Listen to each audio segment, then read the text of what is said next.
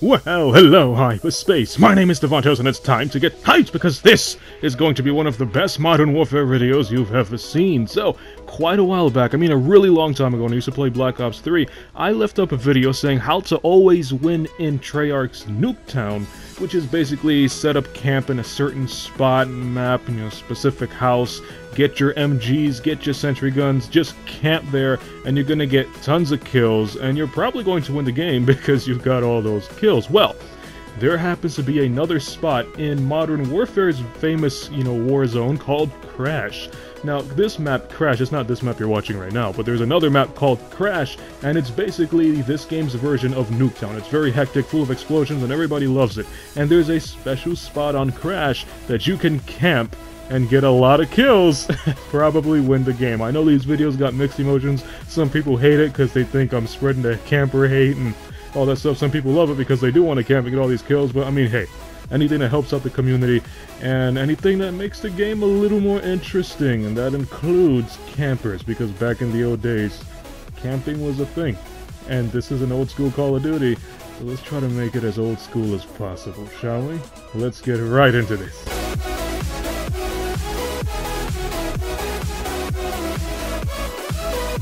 So, the way you would spawn kill in Nuketown is because Nuketown is very small, it's really easy to just shoot the enemies across the map. However, Crash is a little bit bigger. Let's get a look at Crash right here. This is the Crash map, and where you see that yellow arrow is, that's me, that's your position. Now here is how it's going to look when you're playing. There we are. Now, the enemies are only going to have access to one spawn point, assuming your teammates are in the right position. The teammates have to be, look at the map again, the teammates have to be within this area. As long as your teammates are here, the enemies will have no choice but to spawn right there. That means all you have to do is hide behind this car, and you pretty much have them spawn trapped, assuming you have the upper hand and you're really accurate, using a very powerful accurate weapon like the RPD or maybe the M16, you can pretty much get a good 10, 20, maybe even 30 kills straight here.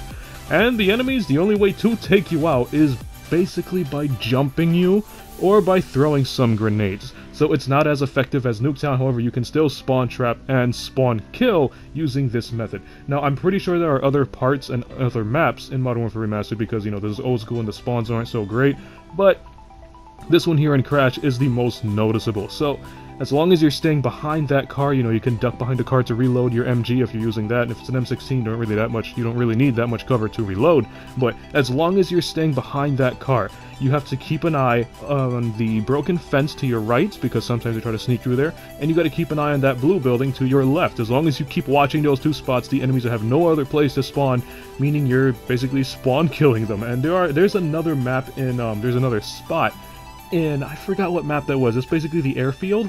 Man, I forgot what map that was called. But anyway, there's a way that you can actually get on top of a truck and see the enemies spawning inside one of the hangars, but that's probably a subject for another video. So, that's basically about it. Make sure you get your M16s, make sure you get your MGs, make sure you equip some bandoliers so you don't run out of ammunition anytime soon. Get behind your cars and crash and become a pure Crash camper. So, if you like this video, punch that like button with a mighty force. I'm not done yet. So, this is actually a technique that a lot of players used to do in the old school Call of Duty. I'm talking about like World at War, Modern Warfare 2, and so on. There were campers everywhere. And a lot of people nowadays, they don't like campers. Back in the day, they hated campers. They still don't like campers now. But back in the day, that was a technique. Back in the day, you actually had to hold down a fort. A good example would be Estate in Modern Warfare 2. Modern Warfare 2 had this map called Estate, and it was basically a big giant cabin on top of a mountain, and whoever held the cabin basically won the game. So the strategy was to camp inside of the cabin and try to win the game by, well, holding the cabin and sniping everybody out or shooting everybody out from the windows. And if you were outside, it was your job to use your snipers, your grenades, and everything, just take the cabin by force. And that was a technique back in the day. That was something that all the players used to do, and that actually, made you I guess you can say, a better camper. You knew how to set up camp, you knew where to put your equipment, and just holding it down, it basically becomes like a survival mode. How long can you last here before you get killed? And then there were some extreme players who actually went on playing games trying to set records, you know, oh, I managed to hold the cabin down and I got 30 kills before I was killed. And, you know, the guy would be like, oh yeah, well, I managed to hold it down and get 50 kills. And, you know, it comes a little competition. So because this is an old school Call of Duty, I feel like it's right to actually bring this back so it can feel more like an old school Call of Duty. I know it's not for the best, but it's a certain kind of playstyle that the old school Call of Duty gamers like myself used to experience all the time, and even do from time to time. And there isn't really many options for customizing classes in this game. This Modern Warfare Remastered is pretty much straightforward, you know, assault rifle attachment and so on. But back in MW2, you know, you could have some claymores and you could have actually put noob tubes and all that stuff. So it was more customizable, and it was just a better camping experience, I guess you can say. But, you know, Modern Warfare Remastered, you don't really have that much in your arsenal, but camping is still possible. It's just not as effective as it was in Modern Warfare 2, you know, and the later Call of Duties, you know, past Modern Warfare.